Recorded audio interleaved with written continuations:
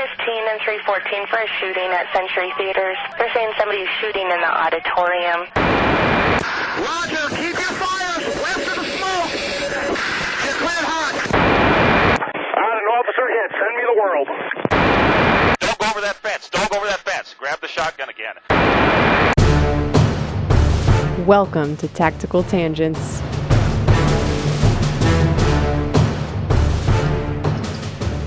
Welcome back to Tactical Tangents. This is Mike. This episode is brought to you by Drip Drop. Drip Drop Oral Rehydration Solution is an electrolyte powder that you mix with water that is specially formulated for quick absorption. Back in the day, Drip Drop was created to treat children suffering from dehydration as a result of cholera outbreaks in parts of the world where medical treatment wasn't readily available. Drip Drop is also great if you have an active lifestyle or if you work in hot environments. You can check them out at dripdrop.com.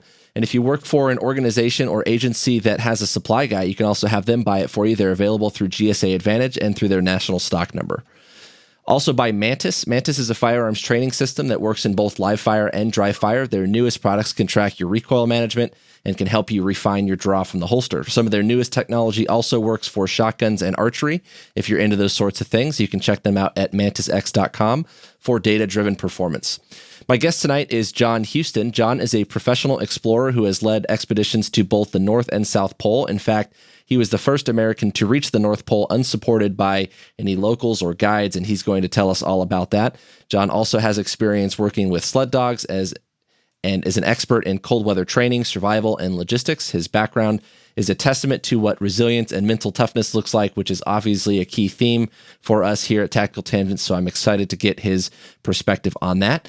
John, thanks for being here. Happy to be here. Can you share with us a little bit about your background? How did you get into exploring and why the emphasis on the polar regions?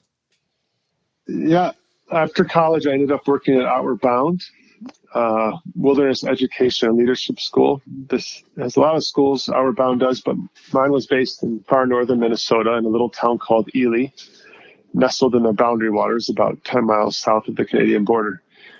And between 2000 and 2005, I lived outside leading Outward Bound courses for about 200 nights a year.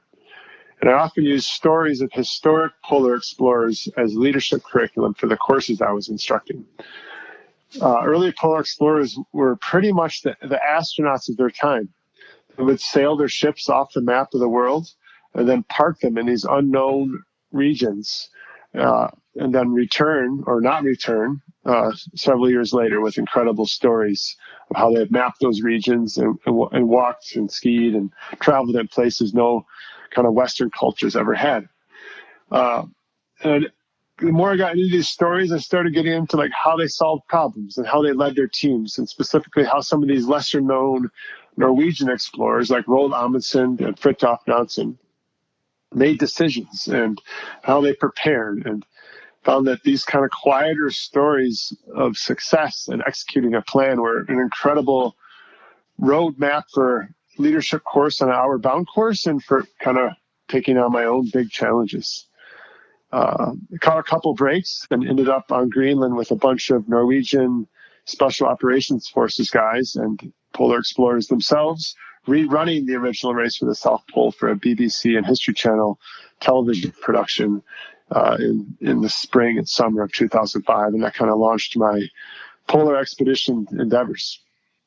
That's pretty cool. And if I read correctly about that reenactment, you guys were using all the period appropriate gear. You basically wore the same things that they wore and all that stuff, right? That's right. And that was so cool.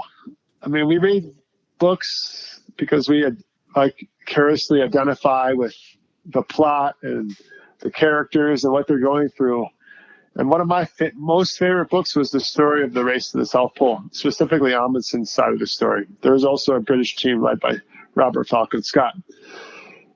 And so I got to go into the pages of my favorite book real time and wear sealskin anoraks and sleep in reindeer fur sleeping bags and ski on 8-foot wooden skis behind 12 sled dog teams. We had 48 dogs in that team. And so just to be able to kind of live history for the cameras, we weren't acting, the cameras were just filming what we were doing the whole time, was just a kind of a lightning bolt of an experience that changed my life. That's incredible. And for anyone not familiar, I work with a working dog at my day job as a police officer. I have a police canine, and he's a dual purpose dog. He does patrol and apprehension work, finds and catches bad guys, and he's also a detection dog. So I'm curious. I know that you've also done a lot of work with sled dogs, and I'm just curious how you approach your philosophy and your relationship with sled dogs. I mean, that's a pretty cool. I mean, everyone's seen it in the movies and on TV and stuff, but it's kind of cool that you get to work with a whole pack of them at a time. What's that like?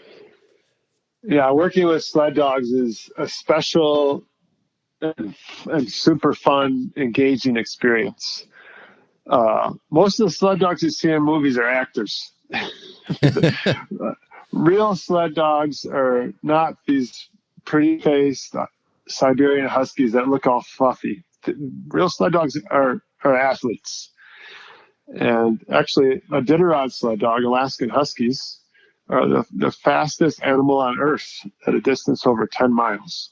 And they can run between 12 and 18 miles an hour for, 16, 17 hours a day for 10 or 12 days straight, and want it the whole time. And they're incredibly intelligent. They're working animals. They're definitely not pets, although some of them can turn into pets after they've retired. But they live outside. They live in a dog yard and kind of have a pack mentality or pack cohesiveness. And kind of the philosophical side can go several different directions, but for like the human to dog interaction, to me, it's all about rapport and how you know that animal and how you go through experiences with that animal and how you train that animal and how you get to know each other. And when the dog's having a good day or pushing itself or being disciplined. And when that dog's kind of off, and the dog knows that about you too. And to work with dogs in remote environments like the Arctic, they are 100% team members. They love the adventure as much, if not more, than we do. They're kind of the perfect machine for Arctic travel. That's why historically, when the use of sled dogs revolutionized polar exploration, because a dog sleeps outside in the snow just with no shelter, no protection, and can stay warm and healthy and eat snow to make water, and doesn't need all that much food, and can get that food from lots of different meat sources and do just fine. And so dogs are wildlife alarms out there for us. They're part of our propulsion, and they're a huge part of our camaraderie and experience. And I think working with dogs changes the human-to-human dynamic significantly. I think teams that have dogs on them, at least in polar expedition context, have a lot less interpersonal human strife or disagreement, because those dogs are kind of a release. There's something else to focus that energy on and think about and problem solve with and interact with. Yeah, I think it's hard for people to, if you haven't worked with a working dog, to wrap their head around, because, I mean, and like you said, this could go so many different directions, and I agree. And it's a different environment for me in my job, but I think there's a lot of parallels. I work on a SWAT team, and when my dog is out on an operation with us, it's a force multiplier, and the entire team knows that, kind of like you said, that everyone knows that, hey, that dog is here, and because we've got that dog, this changes the game for us. We're no longer, we have an advantage that the bad guy doesn't have. And also similar is that mentality of the dogs like this work more than we do. I mean, to my dog at work, it's a game to him. Everything is fun, and he wants nothing than to go hunt, to go look. And I imagine with sled dogs, it's got to be very similar in that all they want to do is run. They want to go and do the work.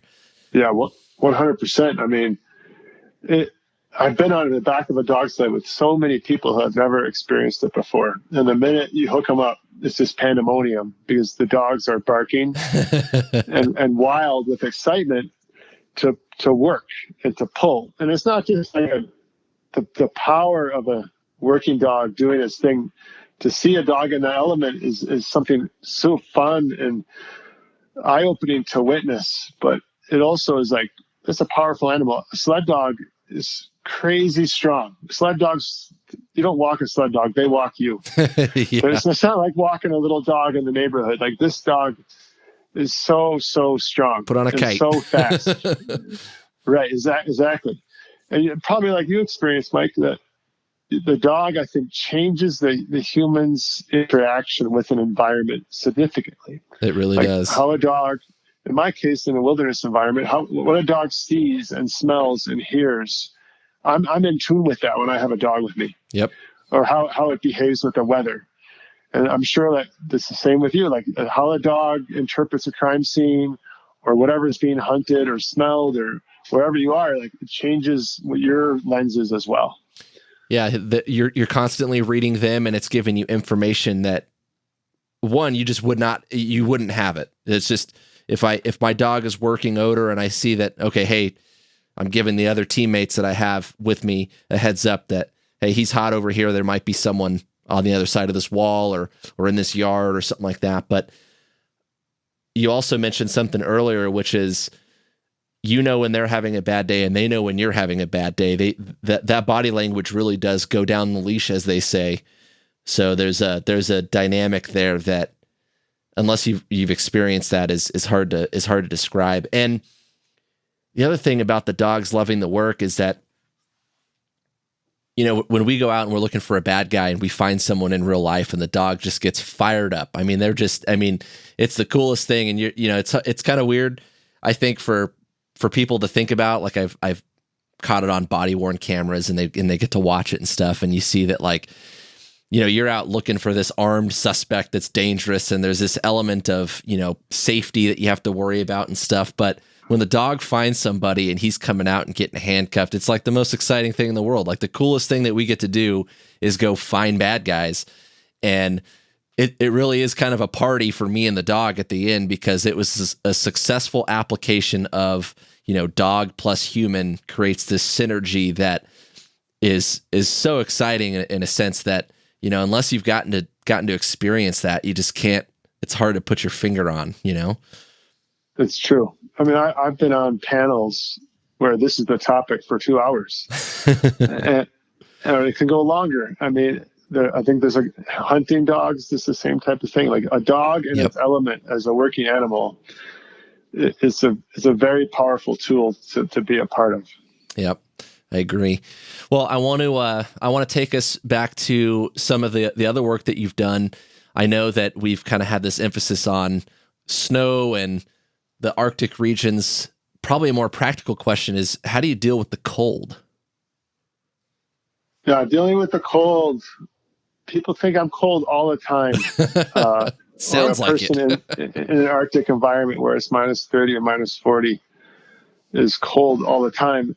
And I would never do that. I would never do what I do if I was cold all the time, because I hate being cold. So a lot of it is dressing the right way, eating the right way, having the right kind of mental awareness to make changes to stay warm without hesitation every single time. I've done a lot of kind of subject matter expertise work with soft units and done trainings for all sorts of people who want to work in the cold. And that's like the number one thing, is that you have to go in prepared, but mentally you have to take care of yourself first. You have to be kind of operational to work out there. And if you're too cold, you're not going to be operational. So it's basically adopting a mindset, which is difficult for some people who from different backgrounds or different lines of work that go hard and fast and have a very high pain tolerance. Is that as soon as you get a signal of some sort that, hey, my fingers are too cold or my feet are starting to get cold, those are signals that, hey, I have to drink some water, I have to eat some food, I have to run around in circles like I'm doing calisthenics to generate blood flow, or put on a different layer, or put on a dry layer. So all these little things are like easy to do, but they're not like fun to do. So you have to kind of give into that adaptability side of it. And then you're able to work in the cold and kind of have it as an asset. Yeah. -30 to -40 doesn't sound like a great time, but I guess if you go into it with the right preparation and mindset, you can get past that. Well, I like to challenge you. It is a great time. I mean, the feeling of like working in a team or being out, like, you go for a run on a cold morning and you can wear shorts. Like I can wear shorts down to like 35 degrees or 40 degrees. And then you stop to tie your shoe or something, and you are warm in a cold environment. To me, that's a really cool feeling. And to be part of a team that is experiencing that and kind of thriving on that hardy work is very empowering, fun experience. Yeah, I could see the overcoming the challenge thing is cool. And it's, if you get out there and as a team, you accomplish something and you come back after this long journey, it's definitely empowering. I think it just takes a level of preparation that goes beyond, you really got to go into it knowing what you're getting after. That's true. If you don't, you'll get your ass kicked. Yeah. And it happens all the time. It's all different. Like people will go do some cold weather race or go rock climbing in the Arctic. Oh, they've rock climbed all over the world and they're professionals, but they get up to the Arctic in the cold, and the fact that you can't escape it, you have to give into it, and you have to learn how to live with it. That just can scare people and cause injuries or worse. So it's real. It's a very technical thing, even though it's not like a fall off the mountain technical. Right. So you did the first unsupported expedition to the North Pole. Can you tell me a little bit about that and what it means to do it unsupported? Yeah, that was back in 2009. My expedition partner, Tyler Fish, and I were the first Americans to go unsupported to the North Pole. I think we were expedition number 11 or 12 to do it in history. I think now there are maybe 14 or 15 successful unsupported North Pole trips. It's kind of one of the very ultimate polar expedition challenges. Unsupported is an expedition that is self-reliant. There are no resupplies or supply drops. We don't get any help from other people along the way. We do have satellite phones for safety or for blogging or we can talk to a doctor if we need to. So that's a form of support, but unsupported by the community is considered human powered. So we're pulling our own weight in sleds while cross-country skiing for the most part, or in backpacks. And there are no second chances. So, for example, the North Pole is 55 days long. So we had 55 days of food and fuel. We had all the equipment and supplies we needed for that whole period. If something broke or didn't work as planned, or we didn't plan our diet correctly, then we had to figure it out. And so unsupported expedition puts a ton of pressure on the preparation phase that takes place before the expedition starts. That's incredible. And so what's the North Pole like? You get up there and you made it. And can you tell us what that's like? Yeah, I mean, we were just so stinking relieved to reach the North Pole. This is a bit of a logistical challenge. There's a Russian company. It's quite interesting. They fly up to the North Pole in early April of every year, and they parachute Caterpillar-style snowplows onto the ice, and they plow off a runway. And they can land jets on the ice, on this ice runway or snow runway. And so we had a deadline of reaching the North Pole before they pulled out, and we were like 6 hours ahead of our deadline on the last flight of the season. So the fact that we made it, I think we slept like 3 hours in the final 72 hours or something like that, we were just totally played out. I lost 40 pounds on that expedition. Jeez. I started at 195 and ended up less than 150 or so. I was skin and bones. Huh. But anyway, the North Pole, there's nothing there. It's just a piece of ice floe in the middle of the Arctic Ocean. There's no pole, no signs of Santa Claus or reindeer. As soon as you get to the North Pole, you're not there anymore because the actual North Pole is at the bottom of the ocean, and the ice that we're standing on is moving. So it's a quite different feeling than arriving at the South Pole Research Station. That's kind of a bustling hub of people, and international tourists. The North Pole is like the true wilderness experience. Well, you took the words right out of the wind out of my sails. I was going to ask you if you met Santa Claus up there. Right. Maybe one day. Yeah. I got to keep looking. That'll be the next trip or something. Right. Think people will fund that trip? Yeah. I mean, I'm down. I want to go. Can I come? Do you need a water boy or something? I don't even know. It's actually a good question. So you're carrying all this stuff with you, kind of going into some of the cold weather survival and logistics of this whole thing. Food and water on a 55-day trip in the ice. How do you manage that? Right. So food is a huge piece of the equation for us. And for any cold weather expeditionary context, I mean, if it's just a couple days or a week, it's not the end of the world if you don't have the right diet. But I can't overstate it. Like, if you have the right food on a cold weather expedition, you're going to sleep better. Your body's going to perform better. You're going to be warmer. You're going to have more energy to do what you need to do. And for us, that boils down to as many calories as possible in a lightweight package. And the way to make that equation work is basically fat.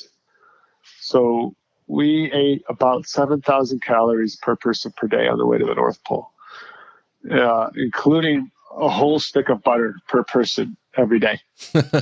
and most of that butter was consumed just straight in bite-sized pieces that we had cut up before we hit the ice. And about 10 days into a deep, cold outdoor experience, the body metabolism flips a switch where the stomach starts to become a Tasmanian devil with a hunger for fat. And it wants that fat in the most pure form possible, and it can burn it very effectively and efficiently. And I've been on expeditions, for example, my expedition to the South Pole, where we had a lot of food like Cliff Bars and other dehydrated foods for meals and not a lot of pure fat. And I starved. It didn't matter how much I ate. My body was starving. I could not get as many calories or the right nutrients that my body was requiring for that endeavor. And it's not a fun feeling because basically we start to lose muscle mass after all the fat has been consumed on our bodies, and you lose capacity. So food is huge. And one of the most important factors is not just the fat and the weight of the food, is the taste. Like, you have to want to eat it every single time. And after a certain point, like 2 weeks in, it doesn't matter. Like, your body is so stinking hungry, it's going to eat whatever you put in front of it. But to get there, like a lot of chocolates and nuts like macadamia nuts and pecans that are super tasty and salty, but also have a lot of fat in them. So I've have so many lengthy discussions about nutrients and diet and how you plan expedition diet profile. A lot of it is this: hey, it's got to taste good and it's got to be real food. And on the water and fuel side of things, like, fuel equals water because everything is frozen. So we use fuel to make water with our little cooking stoves. And so fuel is very precious, and how you take care of that fuel, keep it from leaking, and manage your fuel use will determine how much water you have and how much you can drink. So you don't ever want to have that be limited, obviously. Right. So yeah, that's all, like the whole how you support your system and what your food intake and water intake routines are like, on top of what you choose to bring with you, are absolutely essential pieces. You're not supposed to eat the yellow snow, if I remember correctly. Correct. So did you, what about things like, I go back to the fatty foods thing, and I just picture like eating jars of peanut butter, just calorie dense, fatty foods, but Right. sticks of butter takes it to a level that I was not anticipating. Well, yeah, a jar of peanut butter would suck. The calorie content would be close, but it would be frozen solid. I mean, minus 40 is really cold. Like we brought a bottle of scotch on the North Pole. We poured it into a plastic bottle, so we weren't hauling glass around. It's the same weight. We drank a little bit of scotch every time we crossed a degree of latitude, every 60 nautical miles. Nice. About 72 street miles. Just as like a little celebration. Yeah. To celebrate the intermediate accomplishment. Anyway, and that was like a high test bottle of scotch, like 120 proof. And it was frozen solid at minus 40. Wow. So that's like real. The materials change when you get down to those temperatures. Plastics become brittle and crinkly. Nylon plays differently. Zippers play a lot differently. So you have to be careful. You can break your teeth very easily if you don't have food that's just bite-sized to eat. Huh. So did you have to melt down the scotch to drink it? Well, yeah, we did not drink scotch the first degree of latitude that we crossed because it was still frozen. And it was probably like, yeah, it was. So we didn't ever have to heat it up. We bring it in the tent, and we burn our stoves inside the tent, which is our standard practice, but also not advisable unless you have a lot of experience with it. Careful, or have delicate risk management there, yeah. Right, or have the right person teach you. Because tent fires are not fun. But it's a little warmer in the tent when we're burning the stove, so that allows us to get the scotch to liquid. Did you, speaking of tents, do you have any experience making like actual snow shelters? I've seen diagrams of these, the base is sunken in where you kind of dig out these blocks of ice to make a snow shelter. Is that something that you've ever done before?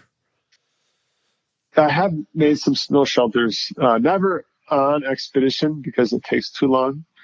Although an Inuit person can make an igloo so fast, like an hour or even less if it's a small one, and they have the right snow, which is basically very dense wind-blown snow that you can carve blocks out of. I have made an igloo. It took a couple days, and we worked on it sporadically as part of when we were on a scientific base camp on the Arctic Ocean. That was a lot of fun. And sleeping in that was so cool. It was like being indoors. Like literally cool? Yeah. Well, actually warmer than outside for sure, because there's zero wind in the igloo, and there's zero wind feel. Like in a tent, it's windy because it's rattling around and the fabric's moving. Yeah, kind of whipping. But in an igloo, it's just silent. It's so interesting, and the light is kind of bluish because of how it passes through the snow blocks. So that was fun and humbling. It took a long time and some mistakes to get it right. But I've built my share of quinzees, which are basically a big snow pile that you walk on snowshoes with to tamp it down and then let it set. And then dig it out. You have to be careful not to bury yourself. That seems like a good precaution. Good right. tip. Yeah. Tip number 1 for snow shelters, make sure you can get out. So there are all sorts of different snow shelters, depending on like where you happen to be traveling. You mentioned a minute ago about the wind, and the wind isn't a factor so much in igloos. I'm curious if you've ever, on any of your trips, had to deal with a severe blizzard or weather events or something like that have been a factor for you. Yeah, weather is a huge part of our expedition, and I've had my share of storms. The two main weather events that kind of stick out, I guess 3. We're in Greenland. We experienced a pitcherack. A pitcherack is a straight line hurricane windstorm, hurricane force, and it can kill people. Those things are just wicked, like 100-knot winds, easy. And if your tent isn't battened down and you're not ready for it, you're going to snap tent poles, and it's going to be a real scary experience. So, yeah, we had one of those that lasted for 48 hours. I think it was, I don't know, about a week or two into our North Pole or our Greenland expedition. The dogs didn't move at all. They Wow. just we had 48 dogs, and they're picketed out on lines, and they just hunkered down. I mean, they live in Greenland, so they pitaracs are nothing new to them, but they know they just hunker down and don't even move and let the snow blow over them, and then they get up every once in a while so they don't get buried and they get right back down in there. But that sort of wind will just obliterate a snow wall. So you just need to have a really good tent and have it pegged in right. And we did a 24-hour round-the-clock watch to make sure everything was all right in that case. A lot of weather problems on Arctic expeditions are actually visibility issues, where we live in a world of lights, and when we have low-pressure fog and clouds that gets down to the snow level, it's a whiteout. It's like some people call it like being on the inside of an eggshell. And the only thing that we have to focus on is our teammates' our jackets or our skis. And so traveling in that is a vertigo experience, and let alone trying to keep a straight bearing. So those are very, very challenging conditions. I can imagine. I mean, I just think about the dogs. I mean, I would worry about the dogs, obviously, but yeah, something like your shelter goes or some of those things. I mean, that can potentially be a life-threatening problem, which on a 55-day, I think you said your North Pole expedition was 55 days. I mean, that's a long time to try to forecast for weather and plan, to see it coming. Are you getting updates along the way, or are you just kind of keeping an eye on it yourself, or? It's both. These days, via satellite phone, mostly in the form of text messages. Sometimes it comes down on a satellite phone email. We can get forecasts. They're pretty good. They're not that different from what a sailing ship or a boat out on the ocean would receive. But we also are pretty keen with just watching the wind direction. In the Arctic Ocean, you also have to monitor your drift. Because once you're away from land fast ice, you're on ice that's moving. That can be quite fast. Sometimes, in our case, half a mile per hour, which is a lot. We were blowing southeast half a mile per hour for kind of one of the home stretch of our North Pole expedition, and that's like being on the wrong end of the treadmill. So. Yeah, you have to kind of monitor these environmental conditions.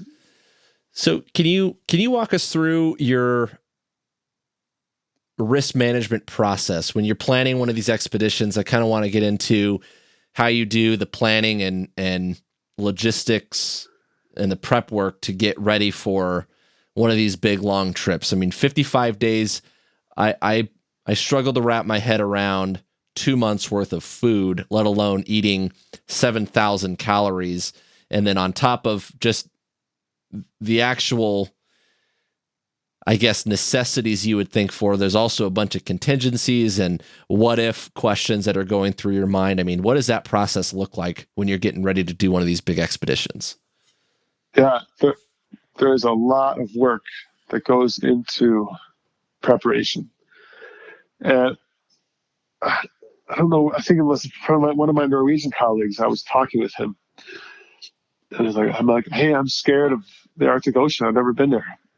And he's like, well, you should be scared. But, thanks. But, preparation is the expedition. And if you have the right skill set and the right mentality to go in prepared, and that's why you're going to be successful. And he was totally right. That preparation is the expedition, and we really took it on that way. That seeing a challenge, whatever it is, an expedition or something else, as something that you can prepare for over the long term, and making that part of that expedition itself changes how you think about it. And It's not just, hey, I want to get out there and experience this expedition. Like, hey, I'm experienced in this expedition every single day for 3 years before we actually start on skis. Is We're going to train. That's the timeline, is about 3 years to get ready for one of these things? North Pole it was for us. Part of that was to raise the money, $200,000. Wow. Which is a lot of money. And that price just goes up and up these days. The logistics costs are crazy. But yeah, it was also our experience level at the time. So we thought 3 years was a nice patient timeline where we'd be able to have training expeditions. I went to the South Pole. That was training for the North Pole as well. It all kind of worked together. But to not be rushed in that makes that giant kind of insurmountable challenge into like a long-term learning process. And to kind of give into that process patiently is so important, because that's also a key mentality on the ice. Is you're going to ski for 8 hours some days on the North Pole expedition and only make 2 miles north because there's so much rubble. And you just have to be able to accept it and digest that mentally and not get discouraged and just keep at it the next day and the next day and the next day. And know that you're going to find a way to do it. You don't always know the path, but you just have to know that if you keep going forward, you'll figure things out. And having that mentality throughout the kind of preparation phase is huge, huge, huge. Otherwise, people just like are going to quit or take shortcuts, and that never pays off. So as far as the safety side of things, I think in the field experience is of extreme importance. And so is the physical and mental training. Like we pulled tires while walking with ski poles to simulate pulling heavy loads while cross-country skiing. It's super boring, potentially, but it's also really great physical training. We don't want injuries out there on the actual expedition. And it's also, more importantly, excellent mental training, because our minds are kind of accustomed to the pace and the motions that we're going to be experiencing on the expedition itself. So when we do the trip, it's we start from day one. It's like, hey, here we are. We're pulling tires. We've been doing this for a long time. It feels comfortable. And we can focus on more important things like route finding and staying warm. As far as the contingencies, we put a lot of time into that. We basically think of and list out everything that can go wrong. And then we come up with routines that will prevent those incidents from happening. And then we also go through like, hey, what happens if we fall through the ice? What happens if there's a tent fire? What do we do in those situations? And we actually rehearse what we will do. And that gives us a lot of confidence. It's never going to play out exactly the same way, but we have a lot to go on. And we've been there mentally for a long time. And I think that sort of kind of professional preparation that Amundsen was so good at can be a major separator. And that was the gentleman that you said led the team to the South Pole, right? And what was it, 1911? Correct. Yeah, I was speaking of Roland Amundsen, who I call Professor Preparation. Like, he was so detail oriented. Everything mattered. He was so self-critical. He was always thinking of different ways to do things. And how can I make my boots better? Like back then, the attaching a ski boot to a ski, the bindings were kind of in the infancy as far as technology. So he re-sewed his boot soles in Antarctica before the expedition started. I think they re-sewed them like 6 or 7 times because they wanted to get it right. And just that kind of that can-do, I'm going to be so very self-critical and find my deficiencies and address them. It takes a lot of confidence to be that humble, if that makes sense. Yeah. Were there any specific contingencies or lessons that you learned the hard way along the way? Whether it was, I mean, on any of your trips, was there something that you're like, well, I really should have planned for this, and not going to forget that one next time? Yeah, I learned the hard way a lot, mostly with, thankfully, lower consequences involved. But food, like I mentioned, has always been a major part because I have a high metabolism, and I'm not a very fun person to be around when I'm too hungry. Getting hangry. Yeah, right. And let alone when you're like the guide or the leader of a team, you gotta keep it together, and you gotta make sure that the people on the team have the right sustenance and support. So yeah, the South Pole, when I starved on the way, not making that mistake again. Like, I'm going to have full control over what I eat and my diet. Other mistakes. Yeah, like I went through the ice on the North Pole on day 47, and that morning, my partner and I had a fight.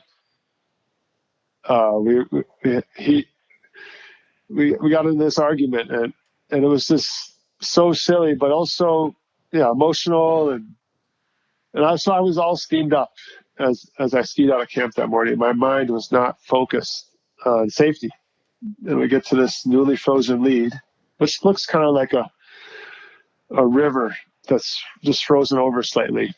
And I tested it with my ski poles, and it held, and it looked very similar to a lead we'd skied across the other day. And so I started skiing. I just immediately sunk into the ice like it was on an escalator going down. Anyway, like looking back, like I was in the water, and first I was, not that cold because the water's so much warmer than the air. And then I thought, I had like this flash in my head, like, why is my camera in my pocket? And then I started worrying about getting off the ice. But that thought, like, why is my camera in my pocket, was a good thought. Like, it meant that I hadn't followed my safety routines. Normally, when we come to newly frozen leads, anything that's not waterproof, we take out of our pockets and put in the sleds because the sleds float. And I'd rushed through my safety routines because I was distracted and grumpy and heated up from the argument. And it just like goes to show, like, you got to be able to keep your head and push sometimes emotions to the side, or when you are emotional, hey, like let's check our routine list here and make sure we do this right. Those are really valuable lessons. And I think about, of course I try to we have a variety of people that listen to this show and have different backgrounds. And so I'm always thinking about ways when I hear these stories, I can relate them back to, my reality, my tactical reality as a police officer. And in a very similar way, there's been times where I've gone into work and I'm distracted by something, maybe my wife and I had a little argument or something like that. And I always try to patch that up before I go to work, because it's the kind of baggage that, and I haven't always been successful at that. I mean, and I'm not saying like, it's not like my wife and I fight all the time. It's been just a time or two that I've gone into work with just kind of a crappy mood. And, you're going to go into something where these decisions potentially have consequence, and you need to make sure that you're in the right headspace for that. And if you're not, then, catch it early and do what you have to do to reset and to get on the right path. So I think it's an interesting perspective to talk about, hey, we had this routine in place. We have a checklist. We've got a procedure for this, but why didn't it get followed, and just being distracted? I mean, that's a very valuable lesson. So thanks for sharing that. I think that's a good way of looking at the way distractions can affect, and they have like a cascading effect, I guess, on our safety potentially and on mission success. So lots of ways you can look at that. For sure. I mean, we had another one on day 50 of our expedition to the North Pole. We thought we had failed. The drift was so extreme, and we were so far behind schedule and so sleep deprived and hungry at that point, and emotionally, physically just worn out. We called our expedition manager, who was a seasoned polar explorer herself, and said, hey, get ready to send a press release that we're not going to make it. And she was like, what? I'm not going to hear that. You guys are way too exhausted to make a big decision like that. I want you to sleep for 6 hours and call me when you wake up. we're going to make a plan. And that kind of like, I call them smoke breaks, because I've been on expedition with Norwegian guys who smoke all the time. And one of them is specifically, anytime something stressful arises or there's a big decision, or, the variables look like they're stacked against us, lots of emotions involved or something, he takes a smoke break. And being able to like hit that reset button and get off that fast moving train, in that case, it saved our expedition. But it's so difficult, but like you say, it is so worth it and necessary. And it takes awareness and also like some humility and vulnerability. Yes. Like, hey, buddy, you got to take a break and recalibrate, and listening to your trusted teammates when they say something to you like that. I have 2 follow-up questions to that. The first is, on a couple occasions now, you've mentioned on day this, on day 47, this happened, on day 50, this happened. Are those things that you have written down that you refer back to? I mean, clearly you've kept detailed account of this in some way, whether just from memory or otherwise. How did that come to be? Right. Well, we wrote a book on the North Pole, so that was an 18-month process of rehashing dates and looking at our journals and our route logs and everything. And I do a lot of public speaking as well, so certain dates that are part of the plot story are kind of ingrained in my head. But yeah, we live on like a day this, day that so it's kind of how we think of the calendar when we're on an expedition. But you mentioned journals, so I imagine a lot of that came from just the fact that you guys have maintained a log, kept the journal, right, written things down, and I'm assuming that probably helped that process of going back and rehashing those things to get, kind of distill those lessons learned. Is that accurate? Yeah, very much so. We will write down lessons in our journals, like change this, or this is like, we're going to sustain this. This is working really well, or this is something. This is a delta here. We gotta change it, or this just sucked. We're not going to do this next time. So that's part of our journal. We keep a log of those things. We keep a log of daily events and weather, just to kind of have. And we also, if I knew we were going to write a book about the North Pole, so I was taking notes on what was happening. It's also just a nice break from the day to write down experiences. We also blog quite a bit from expedition, depending on what the structure of the expedition is. So most of the time, those will be something I'll leave as like a voicemail, and those will be transcribed. But those are also something we could consult. Yeah. Was it ever hard did you have days where you're like, I don't really feel like journaling? I've tried to get in a habit or a routine of keeping like a daily journal, or maybe not like a journal, but at least jotting some notes down and my to-do lists and just being more organized. Did you have days on these trips that you go, I don't really feel like doing this, but you just had to do it anyway? For sure. Yeah. We try to make those routines happen no matter what. Like, I floss my teeth and brush my teeth every single day of that expedition. And when you're really pushing, sometimes you'll let go of those routines. But also it's a sign of, hey, I'm still in control here. Right. So I'm not, the minimum I'll write down, like, hey, this is how far we went.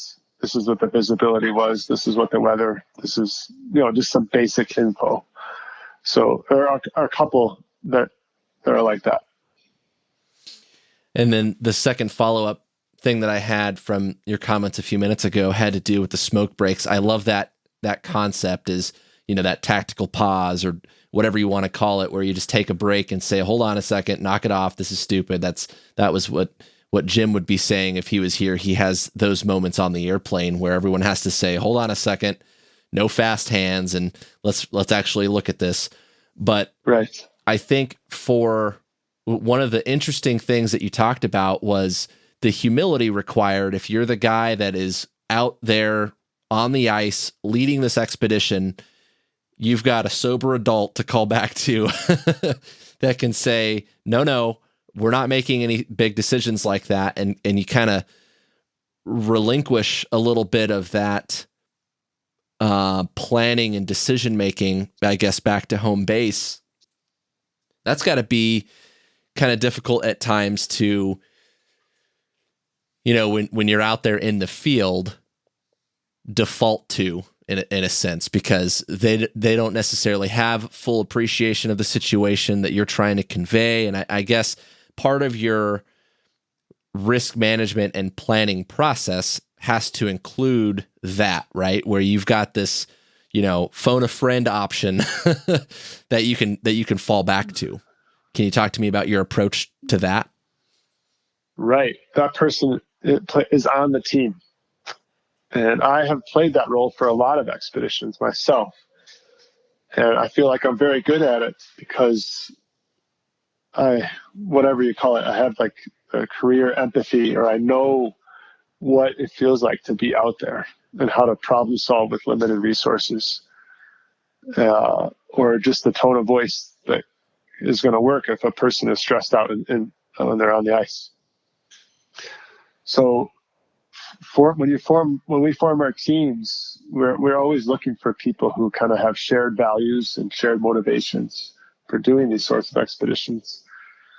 And who that safety person is huge and essential. And so, in my cases, it's always like, I have like an expedition team or group of comrades between my Norwegian friends and my American Canadian colleagues that, we all support each other no matter what's going on. So sometimes one person's on the ice, the other person's in the office. But so I've always known that person intimately. But if you don't, it's important to get to know them and to develop some rapport there, and to understand how they're going to work together. Another one of our big themes here on the podcast is about investing in people, ideas, and hardware in that order. And it's not to de-emphasize the importance of our equipment or our gear, but to say that, the leadership, the teamwork, the human factors at play need to drive that gear train in a sense. So can you talk to me about any other lessons that you've learned, or your philosophical approach to leading teams for success in these types of expeditions? Yeah, leading teams on these expeditions. I agree with what you laid out there, that the people come first, and then like the equipment systems support the people, and the mission. We don't get to select all of our missions, but we often get to select like how we go about the mission. And having like a shared set of values and open communication lines and trust, and being able to give feedback to each other, it is very, very important. So as far as leading teams out there, I've led so many people on winter and polar type experiences that I don't lead by consensus, but I include the team in the process and what the details are, the decisions that are being made, so people feel like they have ownership over it, that they have buy-in, and that they understand the rationale for the decision that is being made. And I feel that really fosters a sense of camaraderie and a shared experience. And I think that's very, very important. And a lot of that's, like I've kind of talked about, it starts before expedition kicks off. You develop that rapport. You get around a conference table. You have a lot of conversations. You get to know each other one way or the other, and that takes whether I'm guiding a group of clients or working with a soft unit. That takes the on ice experience to another level, performance wise, interpersonal interaction wise, and safety wise. It just makes everything so much smoother and so much more on the same page. And when there are difficulties or things may get awkward between individuals, we're able to deal with them because we know each other to a certain degree. Right. So the team dynamic is prime in my mind, and a lot of that comes off, hey, we're gonna survive out here, and we're gonna have a good time, and it's very, very cold, but we're gonna do the right things, and we're gonna kind of unite around what those right things are, and those are our safety routines. Those are our food and fueling routines for our bodies, our sleep routines, and how we everybody on the team at any time can call a red light and change something to warm up. That's always okay. Right. And if you don't do that and you get a cold injury or you're too cold later and that impacts team performance, then you're really going to hear about it. But you're never ever going to be it's never ever going to be seen as a negative thing to stop and make a change to be more comfortable in a cold environment. So having people on board with that, whatever environment that is like, hey, these are our kind of bottom lines of how we're going to interact and how we're going to conduct ourselves as a team. Having that up front and center, even if the team has a lot of different experience levels on it, gives people a sense of, hey, okay, my basic needs are going to be taken care of out here, and I feel I can work to be my best and contribute.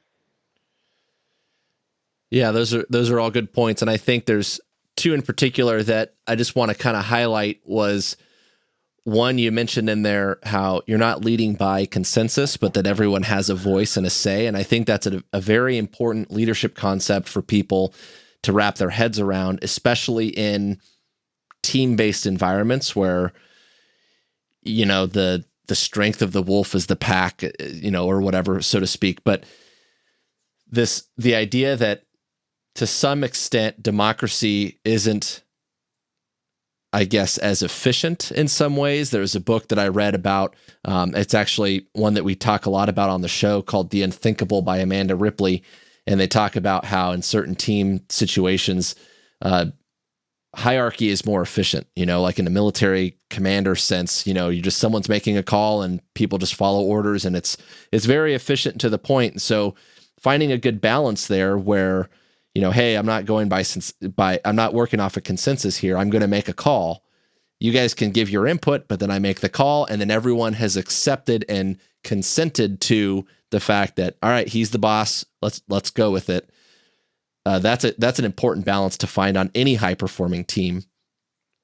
The other thing that I wanted to highlight out of there was the peer accountability aspect, which you talked about, having certain safety routines, and you've established that as a, you know, these are the procedures, the SOPs, if you will, of the group, of the team, and we've agreed to have this peer accountability to make sure that we stick with that. And part of that means that anyone can call, you know, knock it off. Anyone can hit the stop button and fix it.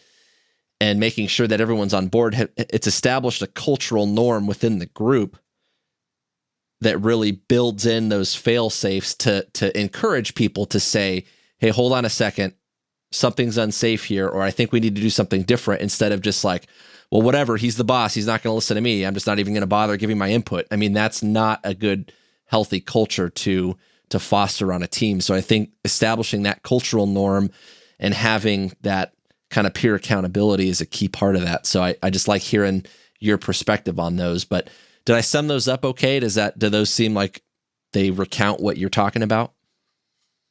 Yeah, I do. That sounded good. Cool. I just wanted to make sure that we're on the same page there, because I think that's those are definitely there's crossovers there that I've seen in my line of work, and those are key takeaways, I think, for someone listening to this. So you mentioned earlier that you've done some consulting. I know I saw your book at SHOT Show, and the book is really cool, guys. I encourage you to check that out, because it's one of the unique things about the book about his expedition to the North Pole is that it's got a lot of pictures, and it's always a fascinating way to tell a story with a lot of pictures.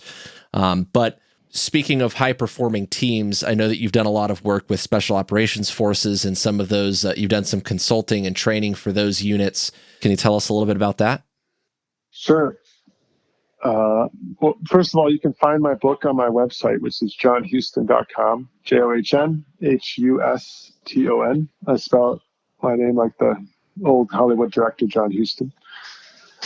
The book also has been used by soft units as kind of a textbook for cold weather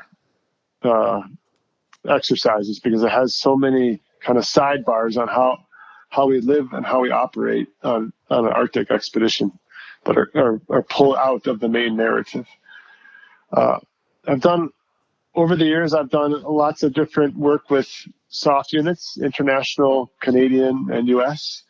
Everything from consulting on equipment procurement and equipment use to doing subject matter expertise, working and operating in the cold, and being on the ice as well, training and running equipment evaluations for different soft units. And whether that's at Baffin Island or and other places in Canada, States, or sometimes in Norway.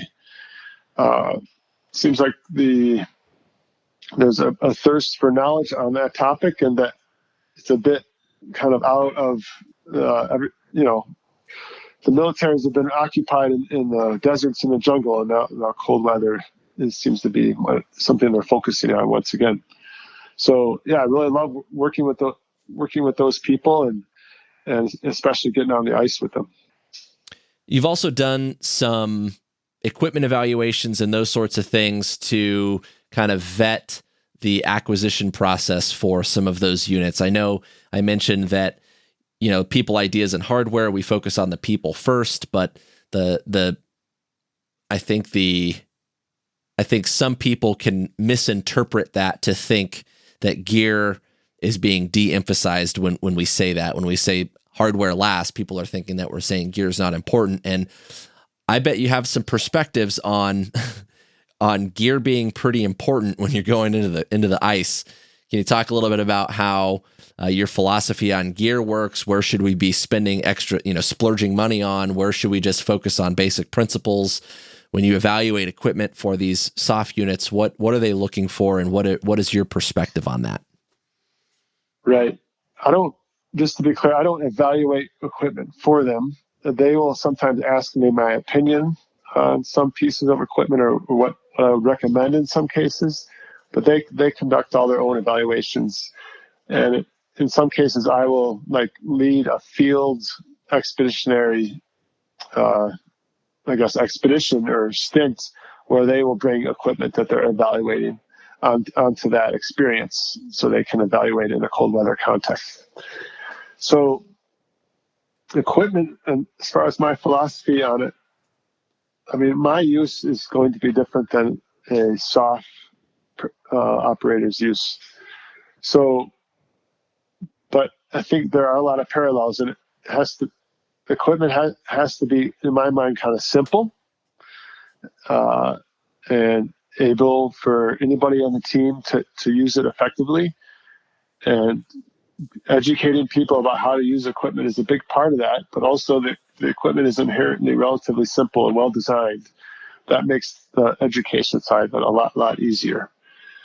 And personally, I'm a fan. I'm not always a fan of the newest high tech, latest designed equipment. I'm a fan of rock solid equipment that's gonna be durable, that's gonna perform, that I know how to fix if I need to, that I know inside and out. Because we depend on that with our lives and with the success of the mission while we're on the ice. So I think I see equipment as more of a systems approach, and certain pieces of that system are more important than others, but it all has to work together for what the mission is, and for how the user is using it. So obviously hands, feet, and face are of prime importance. And those are also some of the hardest pieces of equipment to get right.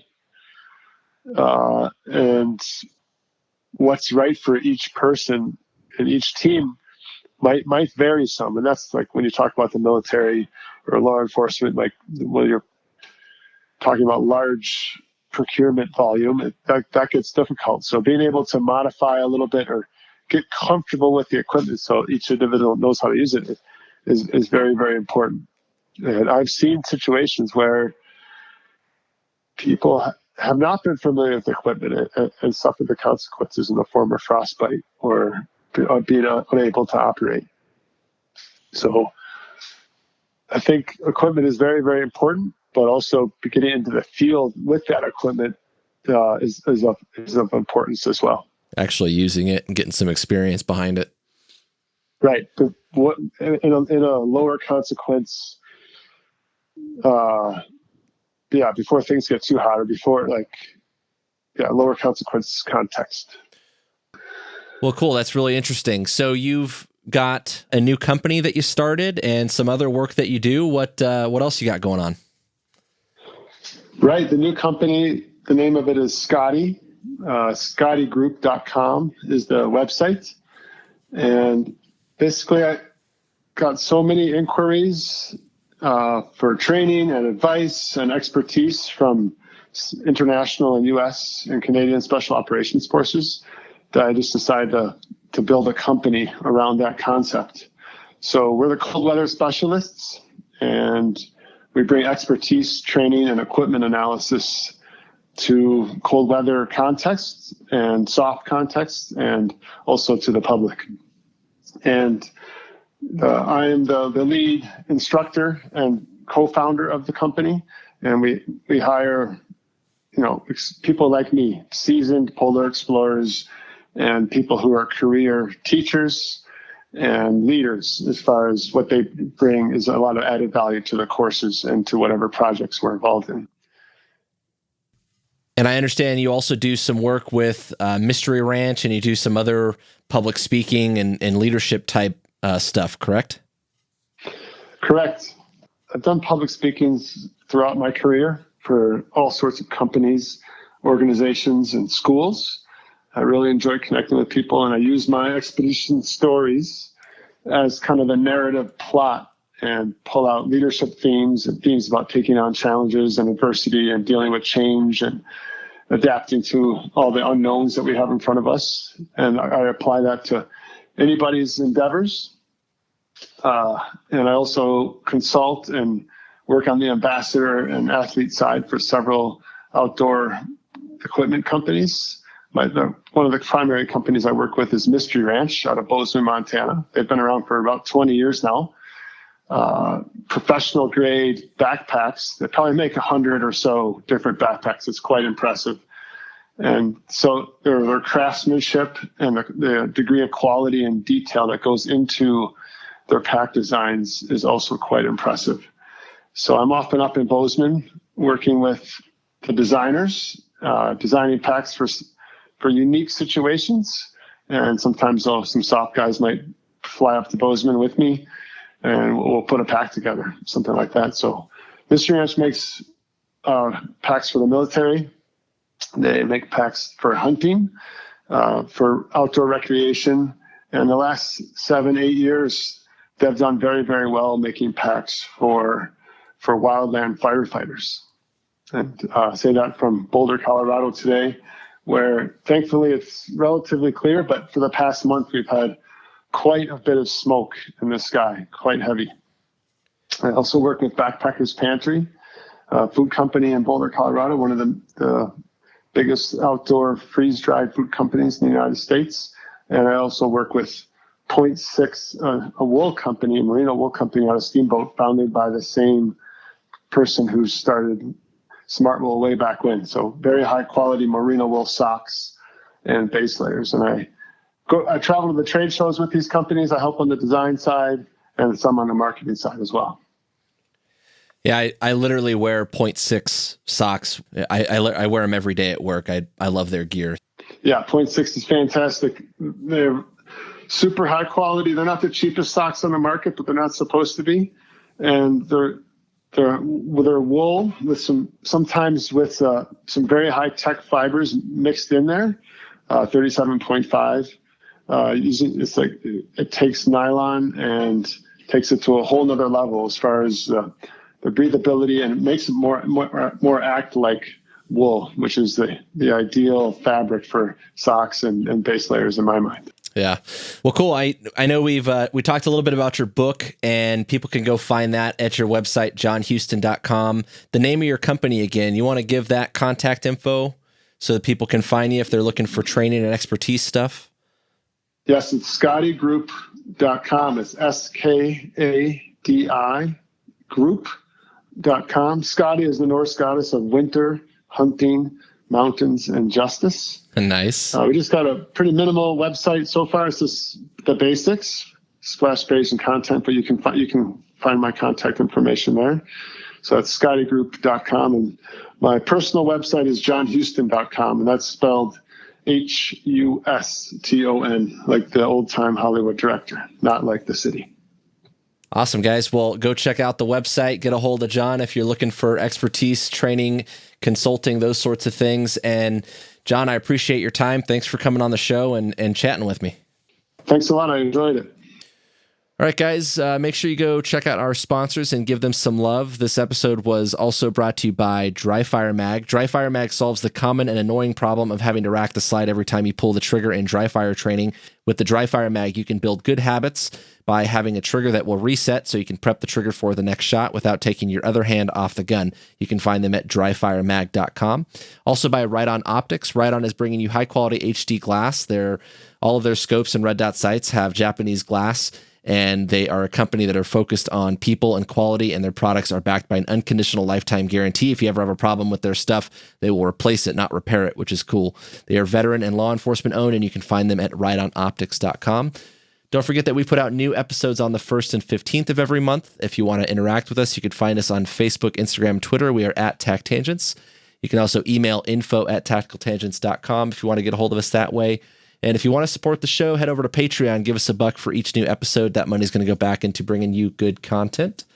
And John, anything else? Any last thoughts or comments?